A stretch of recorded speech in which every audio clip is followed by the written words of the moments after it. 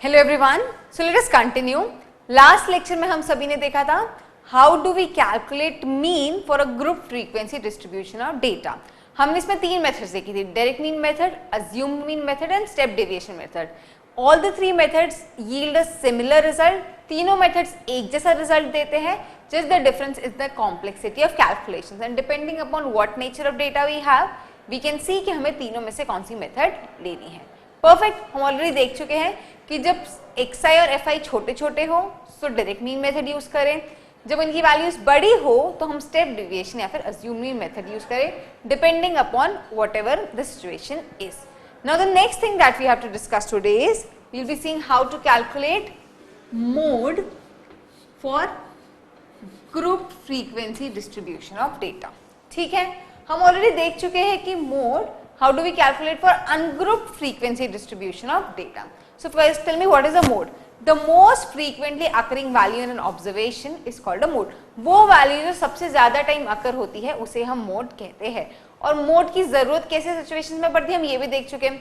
For example I am surveying and I want to know कि कौन से colour की व्हीकल सबसे ज्यादा सोल्ड होती है। सो उस केस में हम क्या देखेंगे, वी विल फाइंड कि कौन सा कलर सबसे ज्यादा मोस्ट फ्रीक्वेंटली ऑब्जर्व हो रहा है, so that is the mode. और I want to know which size of garments are most frequently consumed. तो हम उसमें मोड निकालेंगे कि कौन सा गारमेंट सबसे ज्यादा सेल होता है, so that is going to be the mode data. अब अनग्रुप फ्रीक्वेंसी डिस्ट्रीब्यूशन में हम मोड कैसे निकालते थे एक बार जल्दी से रिवाइज कर लेते हैं। लेट अस से मेरे पास एक ऑब्जर्वेशन है, let us take the same example which we have been taking till now. Marks of student obtained in an examination. Let us say the marks are 10, 15, 28, 29, 41, 48 and 49. And the frequency of these marks are 3, 11, 15, 21, 23, 12 and 11. So the most frequently occurring data in an observation. Definition से ही clear है कि mode कैसे निकालना है। वो data जो बहुत ज्यादा फ्रीक्वेंटली अकर होता है या फिर जिसकी फ्रीक्वेंसी सबसे ज्यादा हो। So very easy, we will see this is the data जिसकी फ्रीक्वेंसी सबसे ज्यादा है and that is our mode. Now the problem is when it comes to group frequency distribution of data. Group frequency distribution में example लेते हैं। Late us से इसी का हम ग्रुप फ्रीक्वेंसी टेबल में, इसी एग्जाम्पल को ग्रुप फ्रीक्वेंसी टेबल में देखते हैं। लेट अस से the marks of students obtained in an examination in this way. So I say marks and frequency. Okay. Now let us say the marks are 0 to 10, 10 to 20, 20 to 30, 30 to 40, 60, 60 to 70 and 70 to 80. Okay, let us say the exam was of 80 marks and the frequency are 5, 7, 11, 15, 17, 19, 13 and 8. Okay, this is the frequency. अब इस case में हमें mode पता करना है। Now you consider the situation. देखिए अब इसमें समस्या क्या है इस वक्त मोड निकालने में।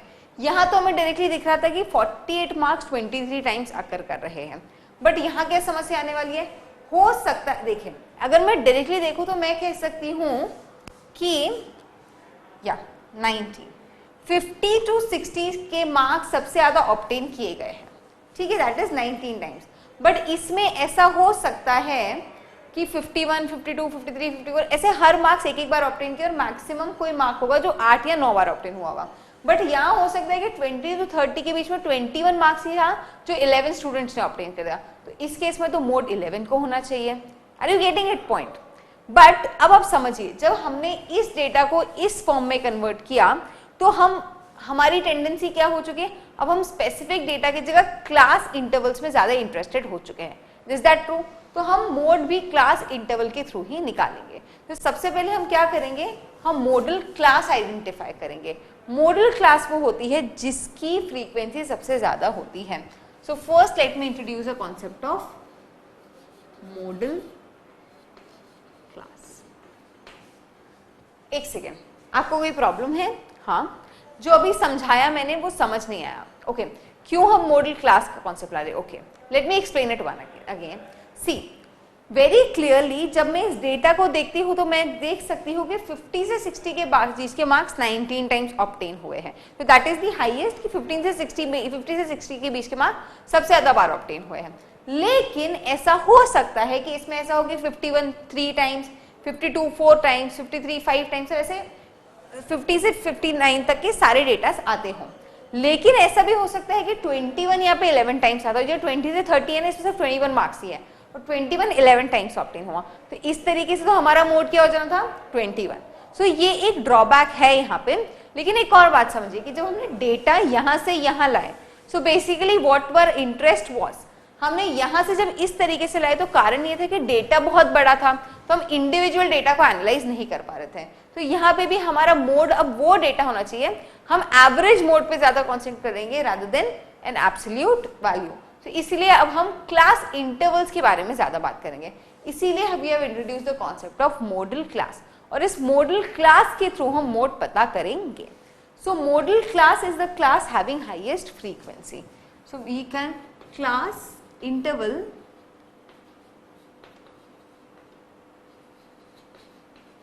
with greatest frequency or with highest frequency.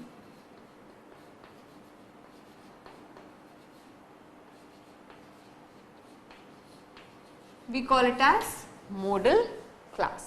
Perfect. अब इस modal class के थ्रू हम मोड पता करेंगे कैसे? We will use this formula which says that mode is L plus F1 minus F0 upon twice F1 minus F0 minus F2 into H। ठीक है, इस फॉर्मूला को यूज करके हम मोड पता करेंगे। और यहाँ पे L represents lower limit of modal class. So what is M representing? M is representing the lower limit of modal class.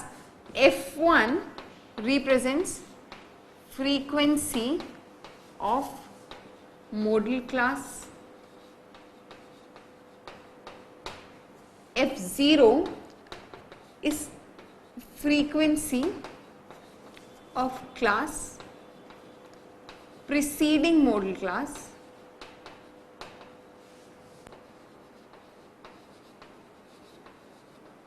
So देखिए, when you are calculating this mode, हम सिर्फ frequency of modal class ही नहीं consider करें, हम इसके पहले वाली class की भी फ्रीक्वेंसी कंसिडर करेंगे और इसके बाद वाली क्लास की भी फ्रीक्वेंसी कंसिडर करेंगे। Here F2 is nothing but frequency of class succeeding modal class.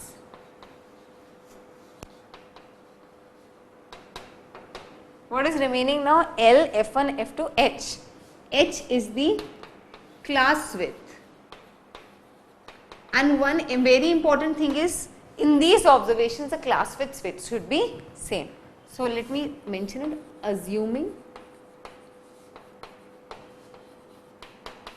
it to be constant. तो जब हम इस फॉर्मूला के थ्रू मोड कैलकुलेट करते हैं तो सबसे इंपॉर्टेंट ये है कि हम इस बात को ध्यान रखें कि हमारी क्लास विड्थ हमेशा इक्वल हो।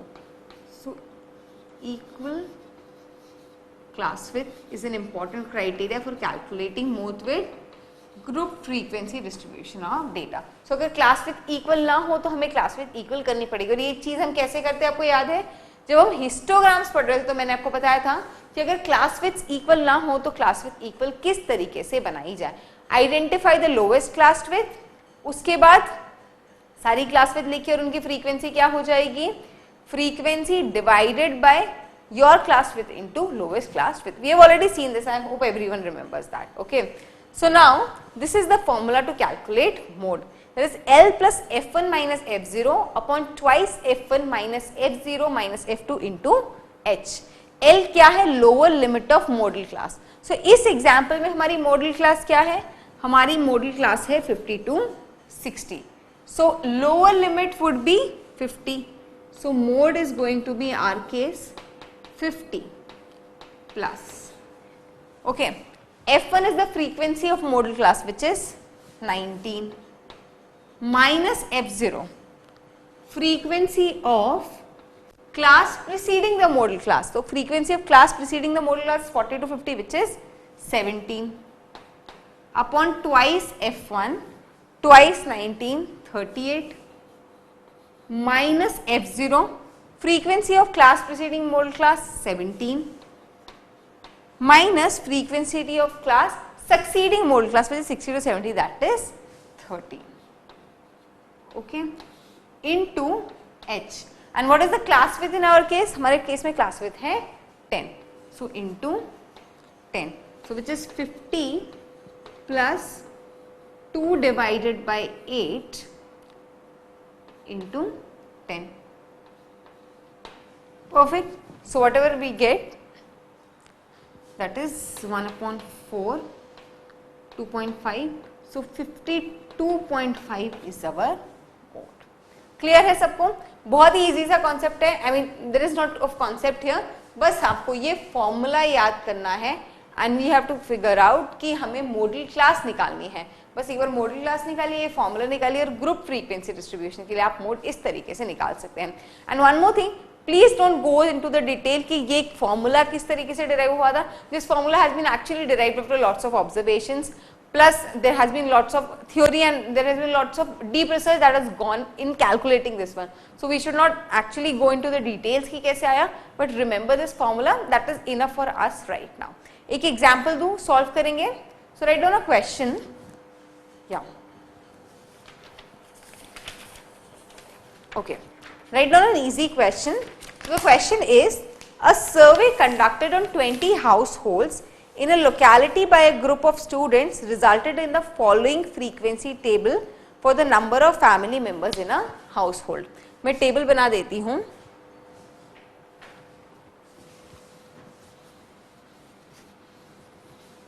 And let me repeat the question even once.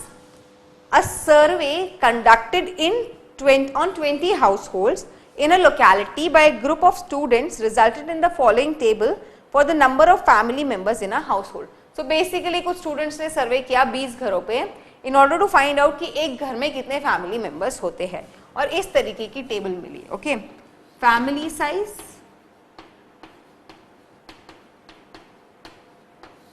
and the next one is number of families, or let me say number of members. Okay, and we have 1 to 3 family size, 3 to 5, 5 to 7, 7 to 9 and 9 to 11, and they have 7, 8, number of families, that is the frequency here, 7, 8, 2, 2, 1. Okay, so 7 families में we have 1 to 3 members, 8 families में we have 3 to 5 members, 2 family में we have 5 to 7, 2 में we have 7 to 9 and 1 में we have 9 to 11 members. We have to calculate the mode of this data. इसका mode calculate कीजिए. Important है कि सबसे पहले हम क्या निकालें, modal class. So modal class है हमारी 3 to 5 क्योंकि इसकी frequency maximum है. So 3 to 5 is our modal class. So in this case our L is going to be what? L is going to be 3, lower limit of modal class. What is going to be? What is going to be my F0? Frequency of class preceding modal class. So 1, 2, 3 is the class preceding modal class. So इसकी frequency है 7. F1 is the frequency of modal class, which is 8. F2 is the frequency of class succeeding the modal class, okay, which is 5 to 7 and which is 2. Class width है 3 minus 1, which is 2. So I can write H is 2. और हमें क्या पता करना है? This is the data we need. So mode calculate कीजिए L, that is 3 plus F1 minus F0, which is 8 minus 7 upon 16 minus 7 minus 2 into perfect, calculate कीजिए, जो भी मिलेगा that is our modal class. We are going to get 3 + 1 upon 16 minus 9 we give as 5, so we get 3.4 as the mode. So इस case में हमारा mode क्या है 3.4. So I hope सभी को क्लियर है कि मोड कैसे निकालते हैं. It's very easy, I mean कुछ भी डिफिकल्ट नहीं है, सिर्फ मॉडल क्लास आइडेंटिफाई करनी है, ये फॉर्मूला पुटअप में वैल्यूज पुटअप करनी है and we get to know what is the mode of the data. So I hope everyone is clear कि मोड किस तरीके से पता करते हैं in case of group frequency data. So ungroup में भी it was very easy, in case of group it is very easy. Next let us see how to calculate median. Okay. Now let us see how to calculate median in case of group frequency distribution of data. मैं पूरा black board erase कर दूं, सभी ने note कर लिया है. Okay. Okay. चलिए अब देखते हैं कि हम किस तरह से ग्रुप फ्रीक्वेंसी डिस्ट्रीब्यूशन के लिए मीडियन कैलकुलेट करते हैं. So the next measure of central tendency that we have to see is median for group frequency distribution of data. अब पहले मुझे बताइए what is a median. हमने देखा था median is that value which divides the observation into two equal halves when the observations are arranged in either ascending or descending order. जब भी हम observations को ascending या फिर descending order में arrange करते हैं, वो value जो उन observations को बीच में से divide करते हैं, उनकी middle value, उसे हम कहते हैं median. और ungroup frequency distribution of data में हमने देखा था कि अगर n that is total number of observations odd हो, so n + 1/2th observation is our median. और अगर n इवन हो, so our median is mean of n/2 and n/2 + 1 observation. This is we have already seen. Ungroup frequency distribution के लिए median इस तरीके से calculate की जाती है. एक छोटा सा एग्जांपल देखना है, जल्दी से देख लेते हैं. Let us say the same case of marks of students. तो मार्क्स है 10 मार्क्स का टेस्ट है, तो लेट अस से मार्क्स है 2, 3, 4, 6, 8, 9, ओके, एंड 1, 2, 5, 7, 8, 11 आदि फ्रीक्वेंसीज. यहाँ पे n क्या है 1, 2, 3, 4, 5, 6, it is even. So third और फोर्थ ऑब्जर्वेशन का मीन निकालना है, which is 4 + 6 divided by 2 which is 5. So what is a median? Median is 5. I this is clear to everyone. Now the question कि group frequency distribution के लिए median कैसे निकालें. अब समस्या समझिए कि ग्रुप फ्रीक्वेंसी डिस्ट्रीब्यूशन में मीडियन निकालने में क्या समस्या होगी. इसी डेटा को हम क्या करेंगे ग्रुप फ्रीक्वेंसी डिस्ट्रीब्यूशन में लिखते हैं. सो let us say in this case our class intervals are 0 to 10, 10 to 20, 20 to 30, 30 to 40, 40 to 50, to 60, 60 to 70 and 70 to 80. Perfect. 80 marks का टेस्ट था, तो इस तरीके से मार्क्स हैं. And the number of students we write are 5, 11, let us say 13, 7, 8, 12, 19 and 1. Okay, so these are the frequencies. Now इस case में median कैसे कैलकुलेट करें. सी द प्रॉब्लम इज कि इन केस में जो मीडियन होगी ना, वो कोई ऐसी वैल्यू होगी जो इन क्लास इंटरवल्स के बीच में होगी. ये बात तो हम सभी समझते हैं. मीडियन इन क्लास इंटरवल्स में से नहीं होगा, वो वैल्यू होगी जो इन क्लास इंटरवल्स के बीच में होगी. सो अब उस वैल्यू को कैसे निकालें, that is the question. Problem समझ में आती है कि अनग्रुप में तो ईजी था कि असेंडिंग या डिसेंडिंग ऑर्डर में अरेंज कर दो और बीच की वैल्यूज उठा लो. बट यहाँ पे प्रॉब्लम ये है कि बीच की वैल्यू कैसे निकालो. वो बीच की वैल्यू भी किसी क्लास इंटरवल के बीच में होगी, तो हमें उस हिडन वैल्यू को आइडेंटिफाई करना है. वंस अगेन क्योंकि हमने इस तरीके के अप्रोक्सीमेशंस ले लिए, तो हम एग्जैक्ट मीडियन की वैल्यू निकालना टफ होगा. But we can find the most average, I mean most nearest value using the approach that we are going to follow right now. So it is clear कि group frequency distribution में median निकालने में क्या समस्या आती है. Now median कैसे निकालते हैं, इसके पहले मैं एक और कॉन्सेप्ट इंट्रोड्यूस करना चाहती हूं, that is the concept of cumulative frequency. आप में से कहीं लोगों ने would have already heard about what is cumulative frequency. And now for others, I'll be introducing what is this concept of cumulative frequency. ठीक है? Now, this is our frequencies and this is our class interval. ठीक है? अब cumulative शब्द का मतलब क्या होता है? Combining all, सभी को मिला के. That is what cumulative frequency is all about. So यहाँ हम क्या करेंगे? देखिए मैं cumulative frequencies कैलकुलेट कर रही हूँ. This is 5 direct. Cumulative frequency would next would be 5 plus 11. So which gives me 16. ठीक है? इस क्लास की फ्रीक्वेंसी प्लस पहले वाली क्लास की फ्रीक्वेंसी भी ऐड कर दी. Then we will have 13 plus 16 which is 29. इस क्लास की फ्रीक्वेंसी प्लस इसके पहले वाले आने वाली सारी क्लासेस की frequency. Then we have 29 plus 7 which is 36. 30 to 40 की फ्रीक्वेंसी पर उससे पहले आने वाली सारी क्लासेस की frequency. Okay. Then we have 8 plus 36. इस क्लास और उसके पहले वाली सारी क्लासेस की frequency. Then we have 44 plus 12 which is 56. Then I have 19 plus 56 which is 75, and then we have 1 plus 75 which is 76. There are total number of 76 students. So यहाँ से हमें टोटल मिल गया. क्यूमुलेटिव फ्रीक्वेंसी का अभी मतलब सिर्फ mathematically मतलब समझ में आया कि क्यों है. अपनी क्लास की फ्रीक्वेंसी उससे पहले वाले आने वाली सारी क्लासेस की frequency. This is what cumulative frequency is about. Now, think of this way. I am trying to make you understand the physical inference of cumulative frequency. अगर मैं यहाँ पे क्वेश्चन पूछूं, how many students scored less than 10 marks? वो बच्चे बताइए जिन्होंने 10 से कम मार्क्स ऑब्टेन किए हो. तो मतलब 5 बच्चे हैं.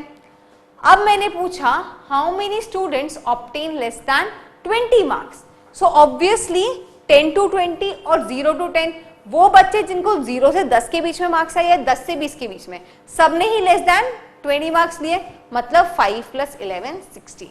How many students obtain less than 30 marks? So it is going to be 29, which is going to be 5 plus 11 plus 13. How many students obtain less than 40 marks? So 5 plus 11 plus 13 plus 7, this is 36, the cumulative frequency over here. तो समझ में आया इसका मतलब क्या हुआ? So now if I make this table this way, I am erasing this data for right now.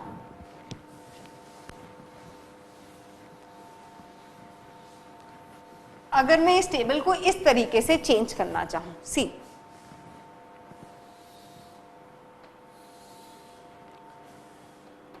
Less than 10 marks, okay, less than 20 marks, 30, 40, 50, 60, 70 and 80.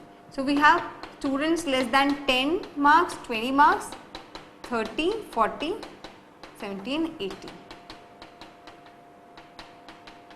अब बताइए student less than 10 marks would be 5. Student less than 20 marks would be 16. 30 marks would be 29. 36, 44, 56, 75 and 76. Now, अब ऐसा सोचिए कि हमें इस तरीके का डेटा दिया है और ये चीज गायब कर दी गई. We don't know this right now, we just know this. ठीक है, हमें इस तरीके की टेबल दी हुई है. सो बेसिकली अब हमें यहाँ पे क्या दी है? Cumulative frequency. सो इससे हम ये टेबल कैसे बनाएंगे? देखिए, student less than 10 marks. So I can say 0 to 10 it is going to be 5. Student less than 20 marks. तो यहाँ से अगर मुझे 10 से 20 वाले बच्चे चाहिए, what I'll do is 16 minus 5 which is 11. Student less than 30 marks. So I want student between 20 to 30. So what I'll subtract is 29 minus 11 and minus 5. वो बच्चे जिनको 10 से 20 में आए और 0 से 10 आए. So I'll get basically is 29 minus 16 which is 30. फिर मुझे चाहिए 30 to 40. So what I'll do is 36 minus 29, which is 29 is what? 29 students obtain less than 30. So we will get 36 minus 29 exactly. Or did I say something wrong? Exactly, yeah. So इस तरीके से हम बाकी सारी frequencies भी निकाल सकते हैं. I hope this is clear to everyone. 0, 11, 13. क्या हमने यहाँ पे कोई mistake की? अच्छा, we have done a mistake here. Actually 29 plus 7 is not 36. Oh no, right. 36 minus 27 here. मुझे यहाँ पे okay, perfect. 36 minus 29 gives us 7. My mistake. Okay. So this is correct. तो इस तरीके से हम सारी frequencies भी निकाल सकते हैं. So is this clear to everyone कि cumulative frequency का physical inference क्या होता है? So this type of table जिसमें हम less than वाला concept use करते हैं, इसे हम कहते हैं less than cumulative frequency table.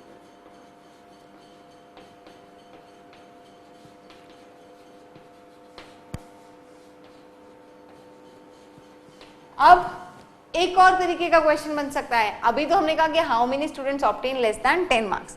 अब मैं कहूं how many students obtain more than 0 marks. So all the students have obtained more than 0 marks. How many students obtained more than 10 marks? So 10 से 20 के अलावा सारे students ने कि जिनका 0 से 10 है उसके अलावा तो सबने 76 minus 5. How many students obtained more than 20 marks? So 76 minus 5 minus 11. So we can form a different type of frequency table even. अब देखिए वो कैसी मिलेगी. अगर मैं यहाँ पे एक टेबल बनाऊं,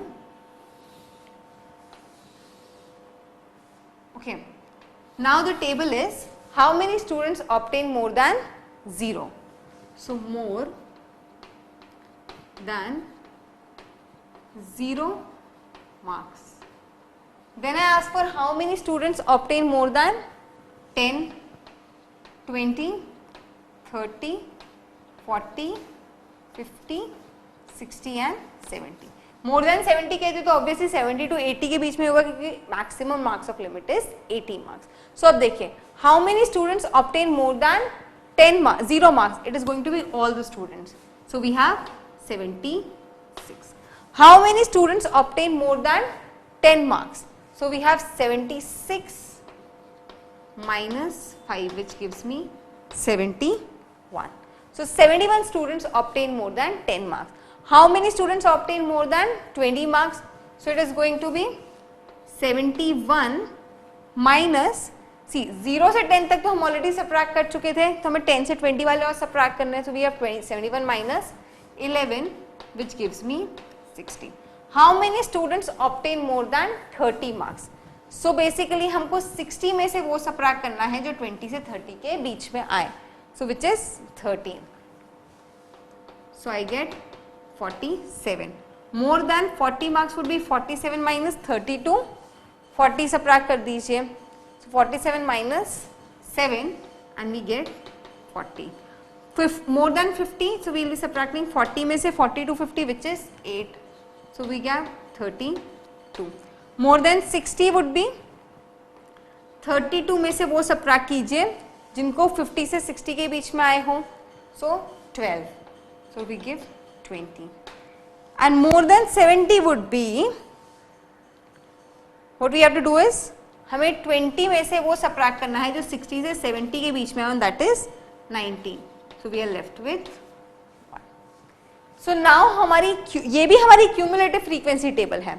See 1, 20, 32, 40, 47, 60, 71 and 76. इस तरीके की cumulative frequency table है. But now the question has changed. Here it was less than 10 marks, it is more than 0 marks. So इस तरीके के frequency table को हम कहते हैं more than cumulative frequency table. See, very clear. हम cumulative frequency को for a short form abbreviation में CF लिख देते हैं. That is, it should be fine to everyone. Okay. This is the more than cumulative frequency table. अब सोचिए, ये तो अभी हमने टेबल बनाई है. इसकी जगह vis-a-vis हमें डेटा दिया होता है इस तरीके का 76, 71, 60, 47, 40, 32, 20 and 1. बीच का डेटा थोड़ी देर के लिए भूल जाइए कि हमें दिया हुआ है. ठीक है. We know how to construct this table. और इस टेबल में से क्लास इंटरवल्स कैसे निकालेंगे आप देखिए, हमें बस ये डेटा दिया है। Okay, we have this data 71, 60, 47, 40, 32, 20 and 1। ठीक है, अब मुझे बताइए इसमें से हम हमारे क्लास इंटरवल्स कैसे फाइंड आउट करेंगे। सो देखिए, we know there are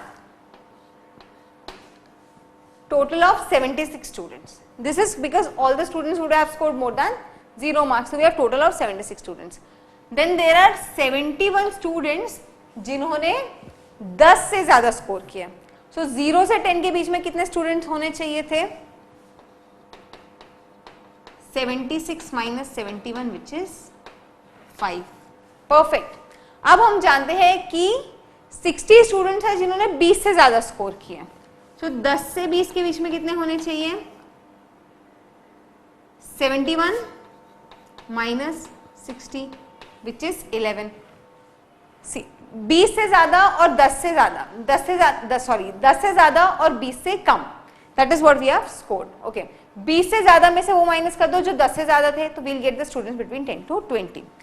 now 20 to 30, so I know 47 have scored more than 30 marks. So we will have 60 minus 47.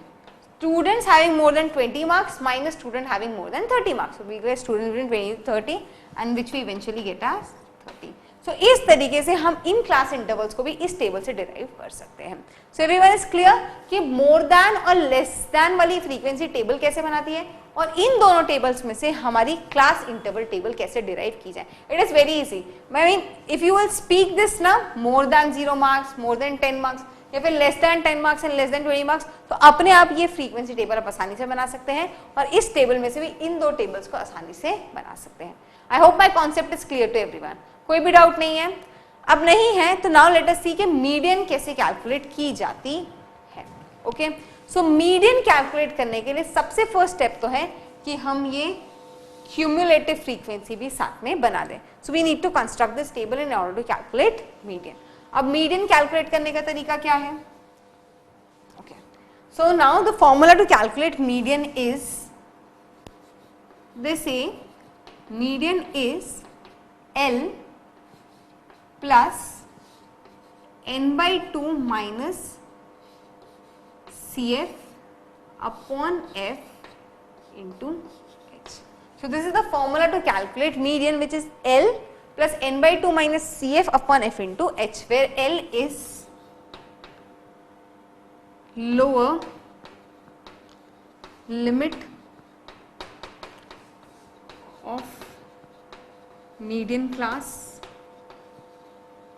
मैं बताऊंगी मीडियन क्लास कैसे डिराइव करते हैं।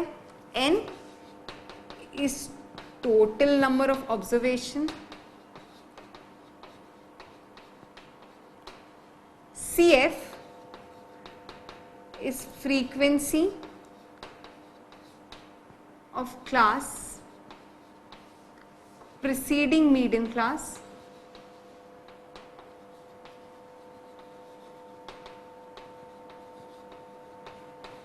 and F is frequency of